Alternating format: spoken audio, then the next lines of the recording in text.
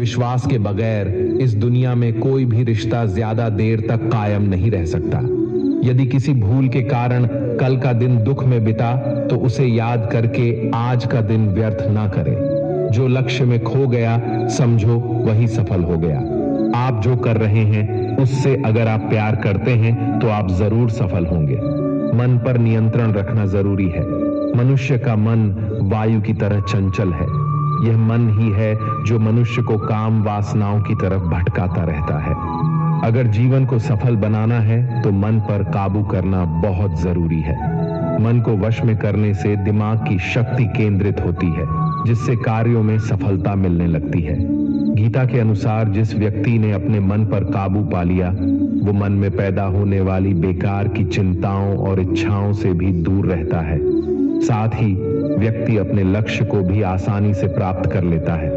अगर मन को वश में नहीं करोगे तो वह तुम्हारा सबसे बड़ा शत्रु बन जाएगा। अज्ञानी व्यक्ति स्वयं के लाभ के लिए कार्य करते हैं, जबकि बुद्धिमान लोग विश्व के कल्याण के लिए कार्य करते हैं। यदि किसी काम को करने में डर लगे तो याद रखना यह संकेत है कि आपका काम वाकई में बहादुरी से भरा हुआ है। कमजोर व्यक्ति से दुश्मनी ज्यादा खतरनाक होती है, क्योंकि वो उस समय हमला करता है जिसकी आप कल्पना भी नहीं कर सकते। झूठ कितना भी बलवान क्यों ना हो, वो सच को नहीं दबा सकता। अपने विचारों को पवित्र बनाओ, क्योंकि व्यक्ति अपने विचारों से ही अनंत काल तक जीवित रहता है। इतना कमजोर मत बनो कि कोई आपको तोड़ सके, बल्कि इतना मजबूत बनो कि आपको तोड़ने वाला खुद ही टूट जाए। भगवान श्री कृष्ण कहते हैं, जब शांति के सारे मार्ग बंद हो जाए और न्याय ना मिले तो युद्ध करो। वास्तव में मुसीबत में साथ देने वाला मित्र ही सच्चा मित्र होता है। हमेशा शक करने वाला व्यक्ति कभी शांति प्राप्त नहीं कर पाता है। इसलिए संदेह करने से बचे। अधिक संदेह करने से मन की शांति भंग हो जाती है और व्यक्ति भ्रमित होकर अपने संबंधों को नष्ट कर डालता है। तन की सुंदरता मन को आकर्षित करती है, जबकि स्वभाव की सुंदरता हृदय को आकर्षित करती है। इसीलिए मनुष्य का स्वभाव हमेशा निर्मल होना चाहिए।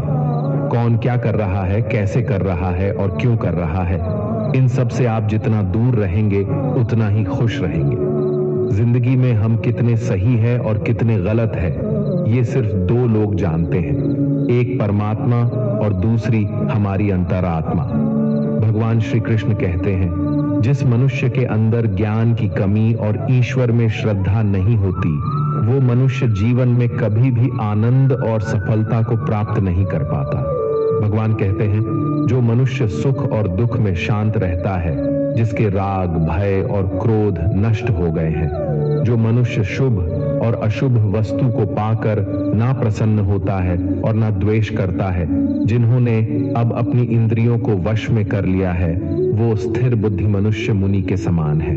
ऐसा मनुष्य स्थिर चित्त और इंद्रियों को वश में करके ज्ञान द्वारा परमात्मा को प्राप्त करके हमेशा संतुष्ट रहता है। जिस प्रकार समुद्र की स्थिति अचल है, भारी से भारी आंधी तूफान आने पर या अनेक नदियों के जल प्रवाह उसमें प्रविष्ट होने पर भी वो अपनी स्थिति से विचलित नहीं होता, मर्यादा का त्याग नहीं करता, उसी प्रकार परमात्मा के स्वरूप में स्थित योगी की स्थिति भी सर्वदा अचल होती है।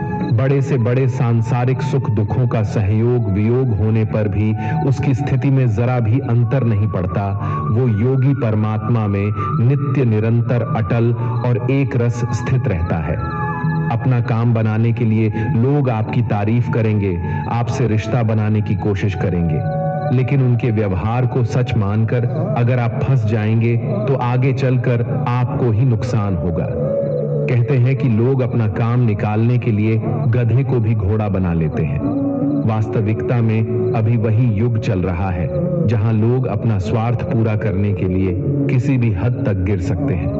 भगवान श्री कृष्ण कहते हैं, किसी के मीठे शब्दों में कभी मत फंसना, बल्कि आंखें खोलकर इंसान को परखना सीखो। अक्सर आपको चोट वही लोग पहुंचाते हैं जो आपके अपने होते हैं, जो आपके दिल के ज्यादा करीब होते हैं।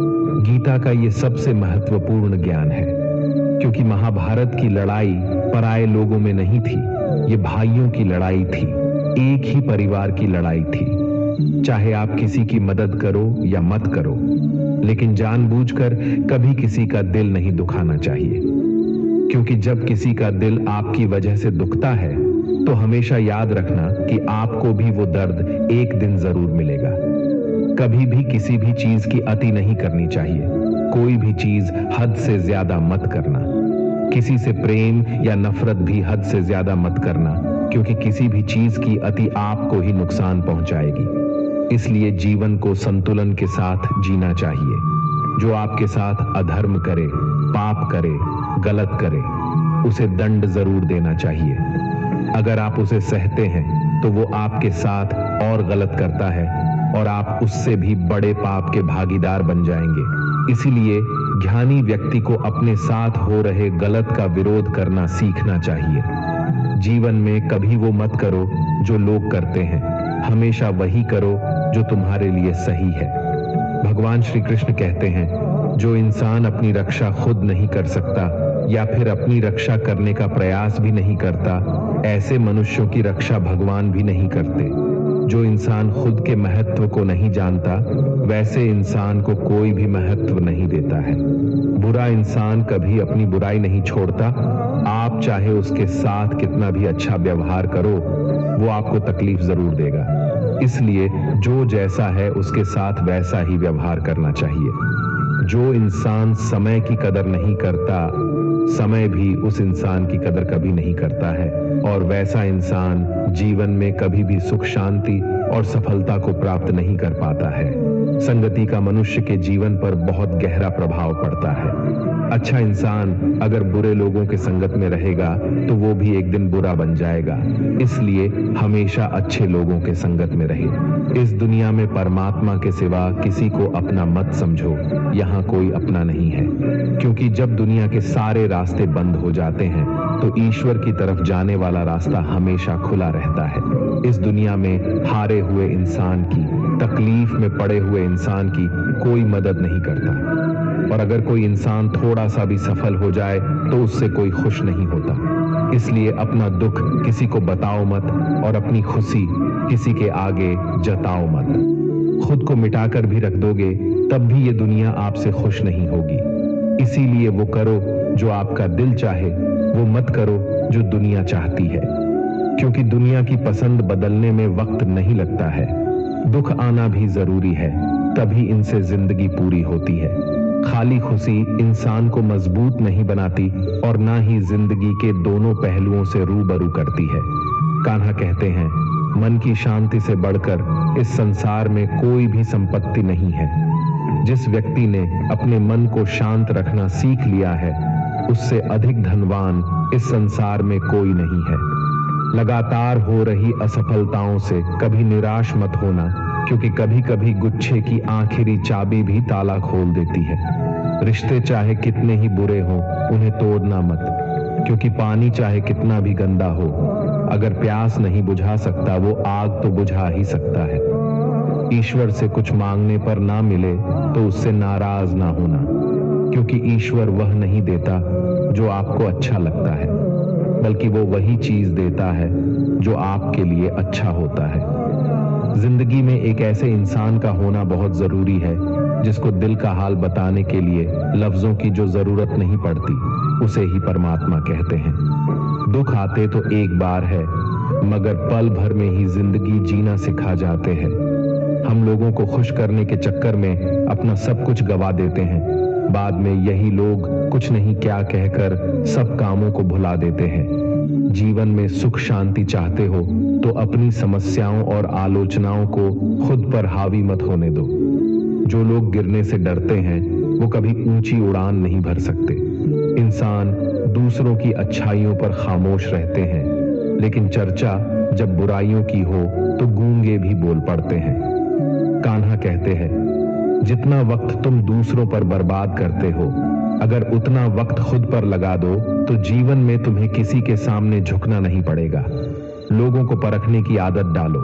जैसे हर चमकती चीज सोना नहीं होता, वैसे ही हर अच्छा दिखने वाला इंसान सच्चा नहीं होता। जब तक हम किसी काम की शुरुआत नहीं करते तब तक वो काम हमें असंभव ही दिखाई देता है। जिसने अकेले चलना सीख लिया, समझो वो व्यक्ति सफलता के दरवाजे पर अपना पहला कदम रख चुका है। खुश रहने का बस एक ही मंत्र है, उम्मीद बस खुद से रखो, किसी और इंसान से नहीं। मोह विनाश का कारण होता है। मनुष्य के दुखों का मूल कारण उसका मोह ही है। वो जितना अधिक मोह करेगा उतना ही अधिक कष्ट भी भोगेगा। पछतावा अतीत नहीं बदल सकता और चिंता भविष्य नहीं संवार सकती। इसलिए वर्तमान का आनंद लेना ही जीवन का सच्चा सुख है। श्री कृष्ण कहते हैं, जो तुम्हारा साथ देता है तुम उसका साथ दो, जो तुम्हें धोखा देता है तुम उसे त्याग दो। जिस जगह आपका सम्मान नहीं हो वहां पर कभी जाना नहीं चाहिए, वरना लोग आपको कमजोर और बेवकूफ समझेंगे। जहां बारिश ना हो वहां फसल खराब हो जाती है, और जहां संस्कार ना हो वहां नस्ल भी खराब हो जाती है। जो लोग ये कहते हैं मेरे पास वक्त नहीं है, असल में उनके खास रिश्तों की गिनती में आपका नाम ही नहीं है। बात इतनी मधुर रखो कि कभी वापस भी लेनी पड़े तो आपको कड़वी ना लगे। खुद में थोड़ा स्वाभिमान होना जरूरी है, वरना लोग आपको वहां भी दबाने की कोशिश करेंगे जहां आपका अधिकार है। श्रेष्ठ पुरुष जैसा आचरण करता है, अन्य पुरुष भी वैसा ही आचरण करते हैं। वो जो कुछ प्रमाण देता है, समस्त मनुष्य समुदाय उसी के पद चिन्हों पर अपने रास्ते चुनता है। इसलिए सज्जन व्यक्तियों को सदैव अच्छा व्यवहार करना चाहिए। जो मनुष्य ईश्वर में श्रद्धा नहीं रखते, वो अज्ञानी मनुष्य जीवन में कभी भी सुख, शांति और सफलता को प्राप्त नहीं कर पाते। ऐसे मनुष्य की बुद्धि विपरीत हो जाती है। वे लौकिक और पारलौकिक सब प्रकार के सुख साधनों को विपरीत ही समझने लगते हैं। इसी कारण वे विपरीत आचरणों में प्रवृत्त हो जाते हैं। इसके फलस्वरूप उनका इस लोक में और परलोक में पतन हो जाता है। वे अपनी वर्तमान स्थिति से भी भ्रष्ट हो जाते हैं और मरने के बाद उनको अपने कर्मों का फल भोगने के लिए सुकर कुकर आदि नीच योनियों में जन्म लेना पड़ता है, या घोर नरक में पड़कर भयानक यातनाएं भोगनी पड़ती हैं। भगवान श्री कृष्ण कहते हैं, जो मनुष्य अपने कर्तव्यों का पालन करते हुए विपरीत परिस्थितियों में भी अपने धर्म के मार्ग पर अडिग रहता है और उसके कारण अगर उसकी मृत्यु भी हो जाती है तो वह मृत्यु भी उसके लिए परम कल्याणकारक बन जाता है और उस मनुष्य को स्वर्ग की प्राप्ति होती है। जब तक तुम अपने आप से नहीं हार जाओ तब तक दुनिया की कोई ताकत तुम्हें हरा नहीं सकती है। कमजोर तुम नहीं, तुम्हारा वक्त है और वक्त सबका बदलता है। तुम बस अपना कर्म करते जाओ। जिसने कभी संकट नहीं देखा उसे अपनी ताकत का कभी एहसास नहीं होगा। जो दूसरों की तकलीफ को समझते हैं, जिनमें दया है, जो दिल से अच्छे हैं, उन्हें दोबारा जन्म नहीं लेना पड़ता है। किसी को कुछ देकर घमंड मत कर। क्या पता तू दे रहा है या पिछले जन्म का कर्ज चुका रहा है। घमंडी मनुष्य का वंश, वैभव और प्रतिष्ठा तीनों ही चले जाते हैं। विश्वास ना हो तो रावण, कौरव और कंस को ही देख लो। किसी पर विश्वास करना हो तो उनकी बातों पर नहीं, उनकी हरकतों पर ध्यान दो। गुस्से के वक्त थोड़ा रुक जाने से और गलती के वक्त थोड़ा झुक जाने से जिंदगी और भी आसान हो जाती है। भगवान श्री कृष्ण कहते हैं, जो मनुष्य मुझे जान लेता है वह जन्म मरण के बंधनों से मुक्त हो जाता है। जो मनुष्य भगवत गीता को पढ़कर उस पर अमल करता है उसके सारे दुष्कर्मों का प्रभाव समाप्त हो जाता है। जो भाग्य में है वो भाग कर आएगा और जो भाग्य में नहीं है वो आकर भी भाग जाएगा। भगवान श्री कृष्ण अर्जुन को समझाते हुए कहते हैं कि हे अर्जुन, मेरे और तुम्हारे बहुत से जन्म हो चुके हैं। उन सबको तू नहीं जानता, किंतु मैं जानता हूं। मैं अजन्मा और अविनाशी हूं। मैं समस्त प्राणियों का ईश्वर होते हुए भी अपनी प्रकृति को अधीन करके अपनी योग्य माया से प्रकट होता रहता हूं। जब जब इस धरती पर धर्म की हानि और अधर्म की वृद्धि होती है, तब तब अधर्म का विनाश और धर्म की पुनर्स्थापना हेतु मैं अपने एक नए रूप को रचता हूं और लोगों के सम्मुख प्रकट होता रहता हूं। मनुष्य मेरी जिस भी रूप की पूजा करते हैं, मैं भी उनको उनकी भावना के अनुसार उसी रूप में दर्शन देता हूं। मनुष्य जिस जिस भाव से मेरी उपासना करते हैं, मैं उनके उस भाव का ही अनुसरण करता हूं। जो मेरा चिंतन करता है उसका मैं चिंतन करता हूं। जो मेरे लिए व्याकुल होता है उसके लिए मैं भी व्याकुल हो जाता हूं। जो मुझे अपना सर्वस्व अर्पण कर देता है, मैं भी उसे अपना सर्वस्व अर्पण कर देता हूं। इस मनुष्य लोक में सांसारिक भोग के लिए लोग इंद्र आदि देवताओं की उपासना करते हैं, क्योंकि देवताओं का पूजन करने वालों को उनकी उपासना का फल तुरंत मिल जाता है। लेकिन मैं ऐसा नहीं करता हूं।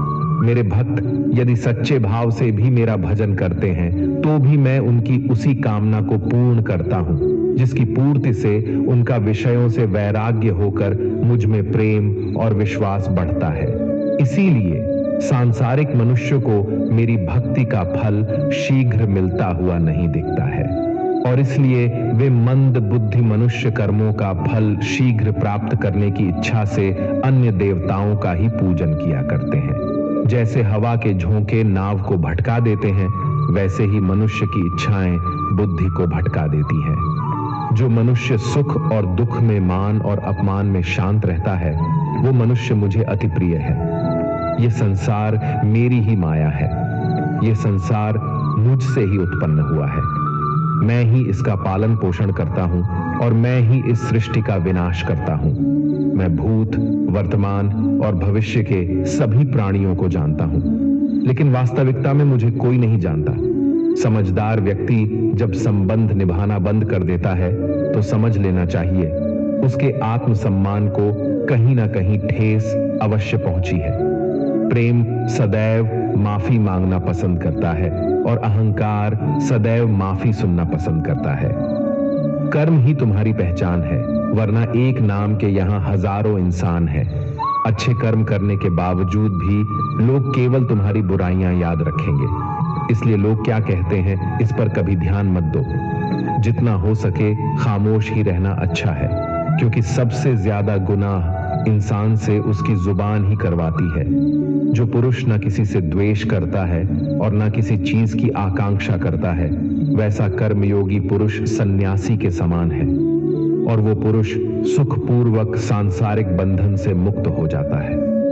ना तो मैं किसी के भाग्य का निर्माण करता हूं और ना ही किसी के कर्म फल का निर्माण करता हूं। मनुष्य अपने द्वारा किए कर्मों का ही पाल भोगता है और उसी से उसके भाग्य का निर्माण होता है। मनुष्य स्वयं ही अपना मित्र है और स्वयं ही अपना सबसे बड़ा शत्रु भी है। ज्ञानी मनुष्य कर्म योग या भक्ति योग से एक ही जन्म में इस समुद्र रूपी संसार से निकलकर परमात्मा को प्राप्त कर लेता है, और अज्ञानी मनुष्य काम, क्रोध, लोभ, मोह में फंसकर 84 लाख योनियों में भटकता रहता है। भगवान श्री कृष्ण कहते हैं, भगवत प्राप्ति के लिए कर्म करने वाला कोई भी मनुष्य दुर्गति को प्राप्त नहीं होता है। इस लोक में या परलोक में वो जहां भी रहता है, वो परमात्मा के मार्ग में आगे ही बढ़ता रहता है। किसी को धोखा देना एक कर्ज है जो आपको किसी और के हाथों एक दिन जरूर मिलेगा। एक अच्छी नजर वही है जो सिर्फ अपनी कमियां और दूसरों के गुण तलाश करती है। कभी उस व्यक्ति पर भरोसा मत करो जो वक्त के साथ स्वभाव बदल लेते हैं। जीवन में कभी किसी से अपनी तुलना मत करो। तुम जैसे हो सर्वश्रेष्ठ हो। सबको अपना जीवन बदलने के लिए समय मिलता है, परंतु समय बदलने के लिए दोबारा जीवन नहीं मिलता है। जो होने वाला है वो होकर रहता है, और जो नहीं होने वाला है वो कभी नहीं होता। ऐसा निश्चय जिनकी बुद्धि में होता है उन्हें चिंता कभी नहीं सताती है। जिनकी बुद्धि माया ने हर ली है, जो जानबूझकर पाप कर्मों में ही लिप्त है, जो मुझे जानने की चेष्टा भी नहीं करते, ऐसे मनुष्य को जीवन में और जीवन के बाद के जीवन में भी कष्टों से मुक्ति नहीं मिल पाता है। जो मनुष्य अंतकाल में भी मुझको स्मरण करता हुआ शरीर त्यागता है, वो मेरे परम धाम को प्राप्त होता है। इसमें कोई संशय नहीं है। देवताओं को पूजने वाले देवताओं को प्राप्त होते हैं, पितरों को पूजने वाले पितरों को प्राप्त होते हैं, भूतों को पूजने वाले भूतों को प्राप्त होते हैं, और मेरा पूजन करने वाले भक्त मुझको ही प्राप्त होते हैं। इसलिए मेरे भक्तों का पुनर्जन्म नहीं होता। जो कोई भक्त मेरे लिए प्रेम से पत्र, पुष्प, फल, जल आदि अर्पण करता है, उस शुद्ध बुद्धि भक्त का प्रेम पूर्वक अर्पण किया हुआ वह पत्र, पुष्प में सद्गुण से प्रकट होकर प्रेम पूर्वक खाता हूं। तू जो कर्म करता है, जो खाता है, जो हवन करता है, जो दान देता है और जो तप करता है, वो सब मुझे अर्पण कर। मैं तुम्हें मुक्ति प्रदान करूंगा। मेरे लिए ना तो कोई प्रिय है और ना ही अप्रिय, परंतु जो भक्त मुझको प्रेम से भजते हैं वो मुझ में है और मैं उनमें हूं। यदि कोई दुराचारी भी अनन्य भाव से मेरा भक्त बनकर मुझको भजता है तो वह पुरुष भी साधु के समान है, क्योंकि उसने भली भांति निश्चय कर लिया है कि परमेश्वर के भजन के समान अन्य कुछ भी नहीं है। स्त्री, वैश्य, शूद्र, भूत, पिशाच, चंडाल कोई भी हो, वो मेरी शरण में आकर परम गति को प्राप्त होते हैं। अच्छी नीयत से किया गया काम कभी व्यर्थ नहीं जाता है और उसका फल आपको जरूर मिलता है। जीवन की सबसे बड़ी गलती वही होती है जिस गलती से हम कुछ सीख नहीं पाते हैं। तुम आज जो भी कर्म कर रहे हो उसका फल तुम्हें कल प्राप्त होगा, और आज जो तुम्हारे पास है वो तुम्हारे द्वारा किए गए कर्मों का फल है। जो मनुष्य श्रद्धा भाव से मेरी भक्ति करता है, मैं उसे वो हर चीज देता हूं जो उसके पास नहीं है, और जो उसके पास है मैं उसकी रक्षा भी करता हूं। जीवन कठिन तब लगता है जब हम स्वयं में बदलाव करने के बजाय परिस्थितियों को बदलने का प्रयास करते हैं। मनुष्य को उस सुख का त्याग कर देना चाहिए जो किसी के दुख का कारण बनता है। जिस समय कोई समस्या जन्म लेती है उसके साथ उसका समाधान भी जन्म लेता है। हृदय से जो दिया जा सकता है वो हाथ से नहीं दिया जा सकता है, और मौन से जो कहा जा सकता है वो शब्दों से नहीं कहा जा सकता है। चीजों की कीमत मिलने से पहले होती है और इंसानों की कीमत खोने के बाद होती है। शास्त्र केवल शरीर को घायल कर देते हैं, किंतु शब्द आत्मा को भी घायल कर देते हैं। जब विरोधियों का पलड़ा भारी हो तो विजय पाने के लिए कूटनीति का रास्ता अपनाओ। दुनिया में केवल माता और पिता ही ऐसे इंसान हैं जो चाहते हैं कि हमारे बच्चे हमसे भी ज्यादा कामयाब हों। जब इंसान की जरूरत बदल जाती है तब इंसान के बात करने का तरीका भी बदल जाता है। जो व्यक्ति अपनी गलतियों के लिए स्वयं से लड़ता है उसे कोई भी नहीं हरा सकता। जिस मनुष्य के हृदय में सच्ची मानवता हो उसकी सोच हमेशा यही होगी कि मुझे मिला हुआ दुख किसी को नहीं मिले और मुझे मिला हुआ सुख सबको मिले। आज की दुनिया में हम दोनों चीजों को जोड़कर देखें तो हमारे लिए एक्शन भी उतनी ही जरूरी है जितना ज्ञान यानी कि नॉलेज।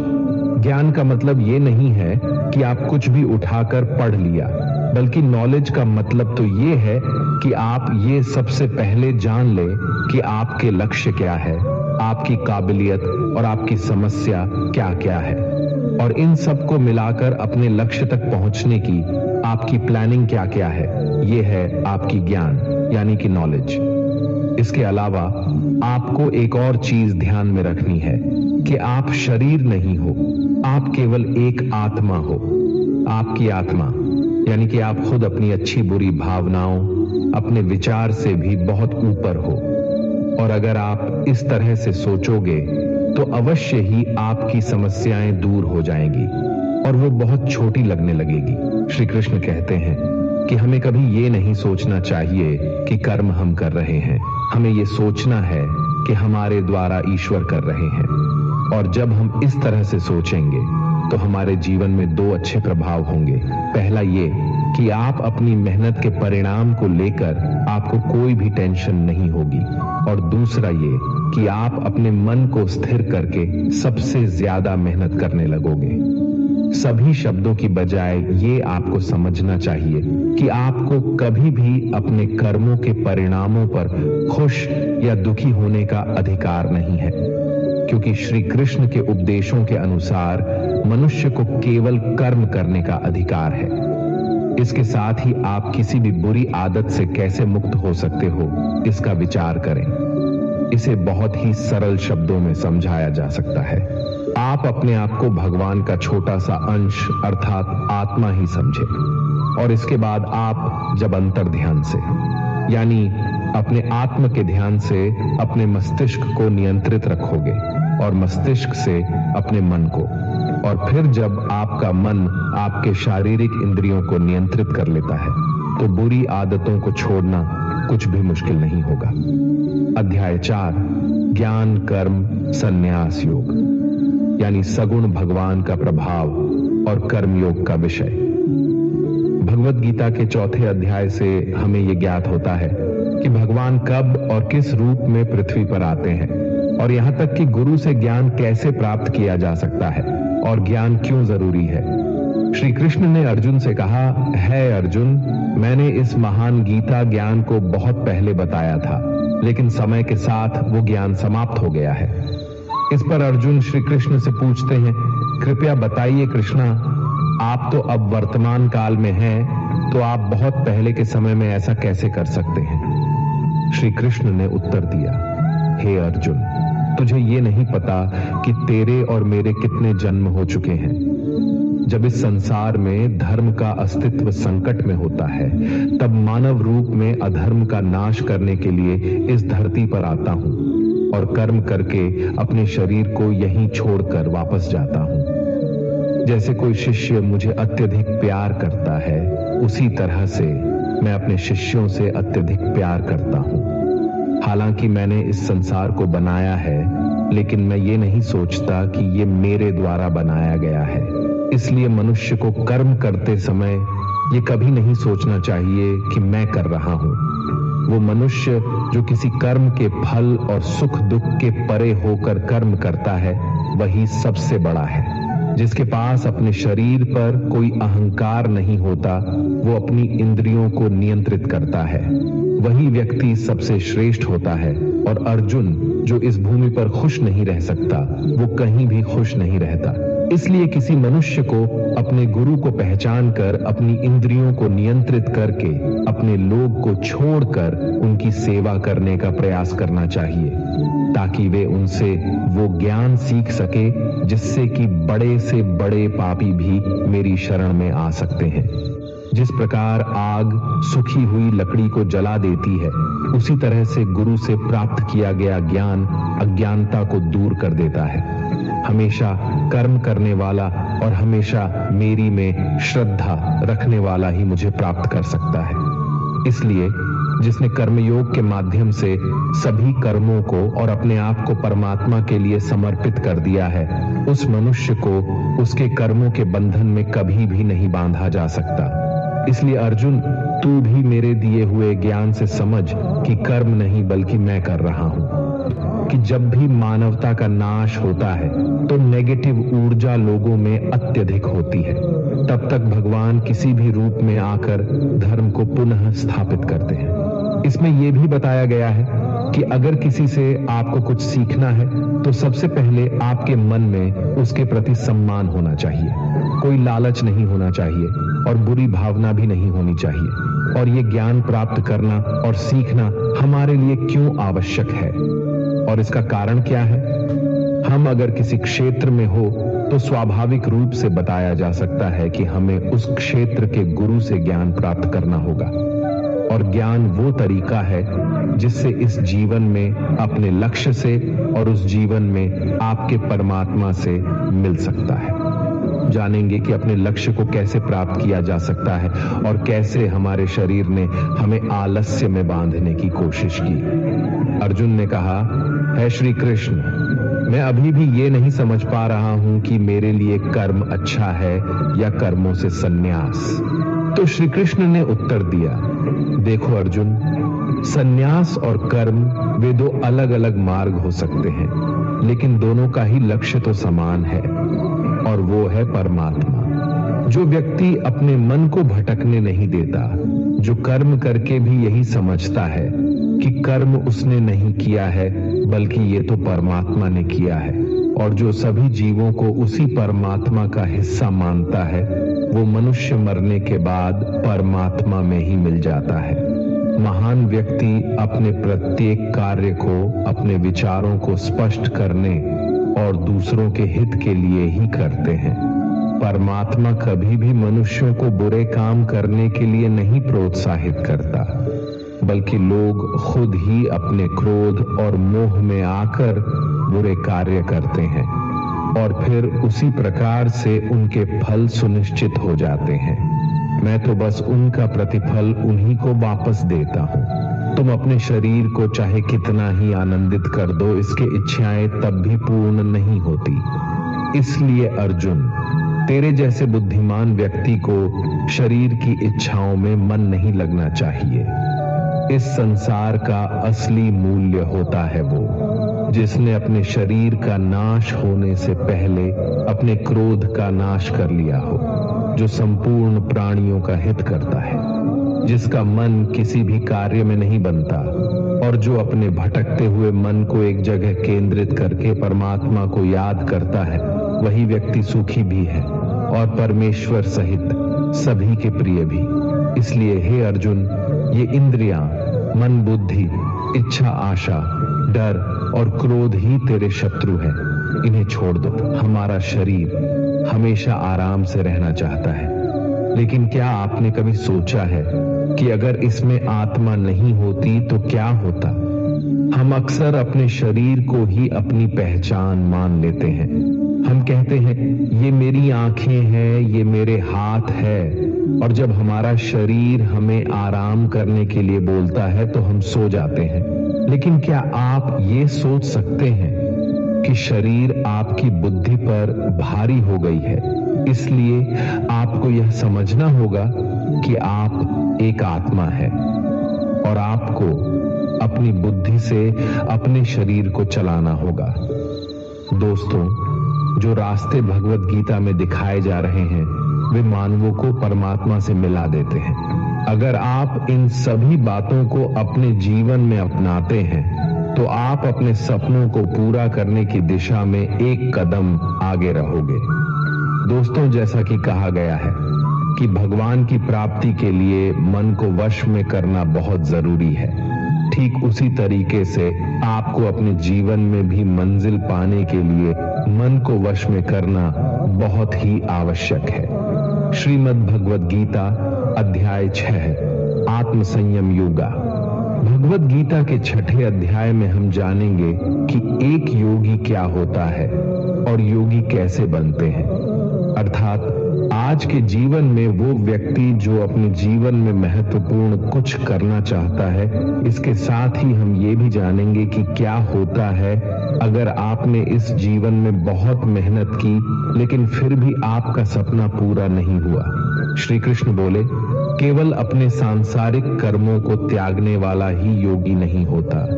इसका मतलब है कि योगी वही होता है जो अपने कर्मों को त्याग कर आत्मा की ओर बढ़ता है। उसका मार्ग सफलता की ओर जाता है, चाहे फिर भी उसे कोई भी मुश्किल का सामना करना पड़े। योगी अपने उद्देश्य को हासिल करने में सफल होता है क्योंकि उसका मन परमात्मा की ओर होता है। वो व्यक्ति जो करने योग्य सभी कार्य को पूरी ईमानदारी से निभाता है, उसके फल की प्राप्ति की लालसा नहीं करता, वही असली योगी कहलाता है। जो व्यक्ति अपने मन पर विजय पा लेता है, उसके लिए संसार में और कुछ जितने की अत्यंत आवश्यकता नहीं होती, और जिसका मन इधर उधर चलता रहता है, उसके लिए संसार में कुछ भी प्राप्त करना सरल नहीं होता, क्योंकि हमारा प्रिय मन हमारा साथी होता है, और अगर हम उसके गुलाम बन जाते हैं तो वो हमारा सबसे बड़ा दुश्मन बन जाता है। जो व्यक्ति अपने मन के और संसार के किसी भी विचार या वस्तु से प्रभावित नहीं होता, और जो मित्र, शत्रु, महात्मा, पापी, जीव, जंतु आदि के प्रति समान दया भाव रखता है, वही योग्य की वास्तविक पहचान होती है। इसलिए हे अर्जुन, और जब इस प्रकार का योग भाव आता है तो किसी भी आशा के बिना, किसी भी डर के बिना अपने मन को मित्र बनाकर उसे मेरे ध्यान में समर्पित होना चाहिए। वो योगी उचित आहार और नींद उतना ही लेता है जितना आवश्यक हो, जो हमारे शारीरिक और मानसिक स्वास्थ्य के लिए महत्वपूर्ण है। इस प्रकार का योगी अपने शब्दों पर सदा स्थिर रहता है, जैसे कि शांत हवा में दीपक की लौ स्थिर होती है। जब जब उसका मन भटके तब तब उसे वही इच्छा को वश में करके पूरा मन को संयमित करना चाहिए। और जब योगी इस पूरे ध्यान की अवस्था में आ जाता है तो बड़े से बड़ा दुख भी उसको उसके स्थान से नीचे नहीं गिरा सकता।